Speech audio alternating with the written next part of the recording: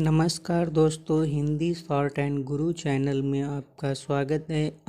यह अंक संख्या 4 की एक्सरसाइज नंबर 13 की स्पीच है जो 100 शब्द प्रति मिनट बोली जाएगी। स्टार्ट। महोदय, राज्य पुनर्गठन अधिनियम 1956 का क्रियान्वयन करने से आंचलिक भाषाओं को प्राधान्य मिल गया। अंचल की आर्थिक, पारंपरिक तथा सामाजिक पहचान को प्रोत्साहित करने में राज्य सरकार, केंद्र सरकार तथा अन्य बहुत सारी स्वयंसेवी संस्थाएं अपना योगदान दे रही हैं।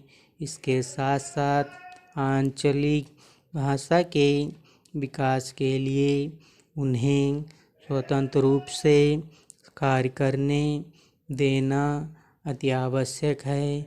यह विकास प्रत्येक राज्य तथा अंचल में काफ़ी हद तक उभर चुका है, परंतु प्रश्न यह उठता है कि इतनी सारी विभिन्नताओं के बावजूद इन सभी भाषाओं में समन्वय किस प्रकार स्थापित किया जाए, जो समन्वय राष्ट्रीय अखंडता के लिए अनेकता में एकता का माध्यम बन सके।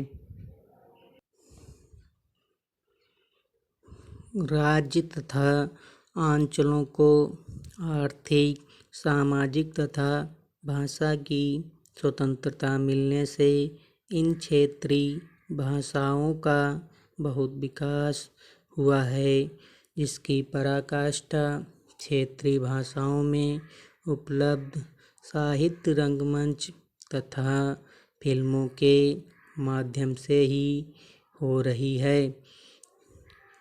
श्री अरविंद के शब्दों में प्रादेशिक जातियों की इस समस्त रचना में बाह्य रूपों के अनेक भेदों के बीच एक ही संस्कृति का प्रभुत्व दृष्टिगोचर होता है, परंतु उनमें से प्रत्येक अपनी विशिष्ट चरित्र और स्वभाव की धार के अनुसार ही सृजन करती है, और यह चीज़ इन सुंदर और ओजस्वी साहित्य में से प्रत्येक पर भिन्न भिन्न छाप लगा देती है, जो एकता में भी समृद्ध विविधता का स्रोत है।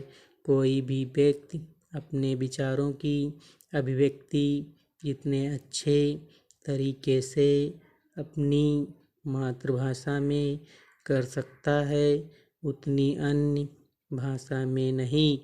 अब प्रश्न यह उठता है कि भारत एक अखंड राष्ट्र है, फिर भी इसमें विभिन्न क्षेत्रीय भाषाओं का समन्वय कैसे किया जाए, जिसमें प्रत्येक देशवासी को यह अनुभव हो सके कि हम भिन्न भिन्न आंचलिक भाषाओं के बोलने वाले एक ही माला में पिरोए हुए मोती हैं।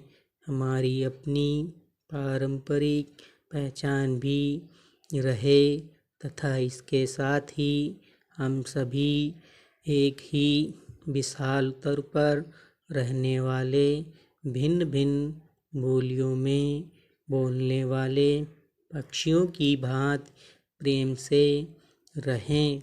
लगता है कि संविधान निर्माताओं ने यह बात गहराई से अनुभव की होगी।